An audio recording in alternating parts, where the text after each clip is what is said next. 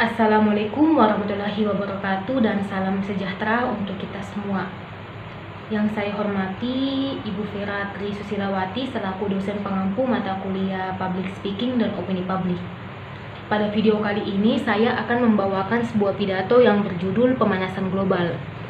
Pemanasan global atau kita sebut global warming tentunya menjadi isu yang seringkali diperbincangkan di dunia.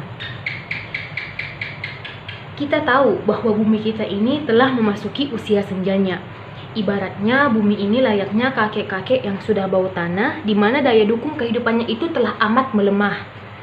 Bumi yang kita tinggali ini telah memasuki masa rentanya, sehingga banyak memunculkan fenomena alam yang tidak manusia kehendaki.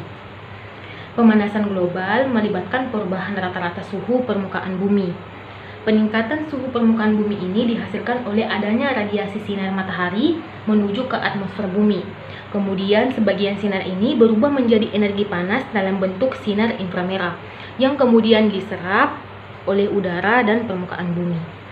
Sekurang-kurangnya pemanasan global tentunya berkaitan dengan aktivitas efek rumah kaca, di mana cahaya matahari yang mengenai bumi sebagian diserap dan dipantulkan. Cahaya ini berubah menjadi panas hingga akhirnya menghangatkan bumi, dan sebagian dipantulkan kembali keluar angkasa.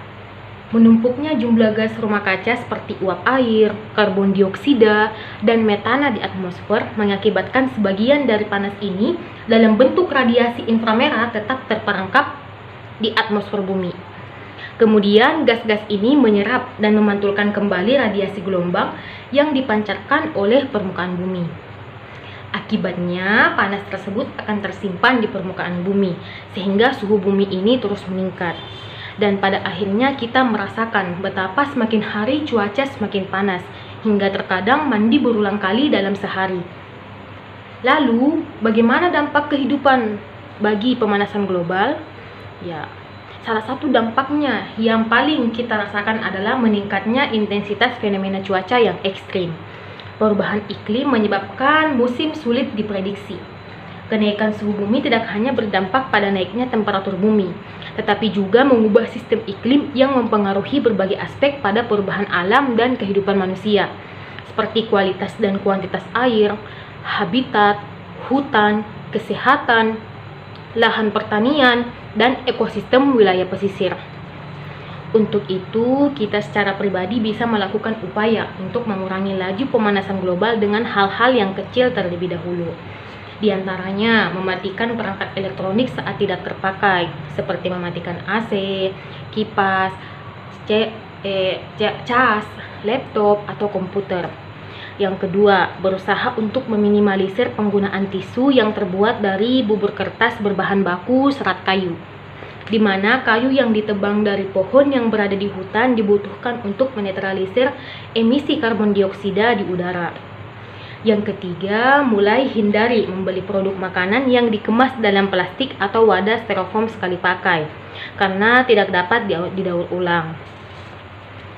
Saya yakin kita bisa melakukan hal-hal kecil tadi dengan alasan keprihatinan akan kondisi bumi. Matt Bevin mengatakan, meski kelihatannya kecil, efek riak dari hal-hal kecil sangatlah luar biasa. Manusia sebagai makhluk yang diberi kemampuan logika harus mampu memandang kepentingan hidupnya terkait dengan kepentingan makhluk hidup lain, beserta kejadian dalam proses-proses alam. Sikap dan perilaku manusia terhadap alam cepat atau lambat berdampak pada lingkungan hidupnya. Peduli terhadap lingkungan pada dasarnya merupakan sikap dan perilaku bawaan manusia.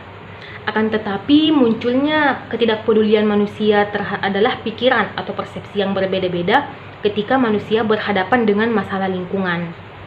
Manusia harus memandang bahwa dirinya adalah bagian dari unsur ekosistem dan lingkungannya. Naluri untuk mempertahankan hidup harusnya memberi motivasi bagi manusia untuk melestarikan ekosistem dan lingkungannya. Akhirnya, sebagai penutup dari pidato ini, tidak lupa saya ucapkan mohon maaf apabila ada salah kata, dan saya ucapkan terima kasih. Wassalamualaikum warahmatullahi wabarakatuh.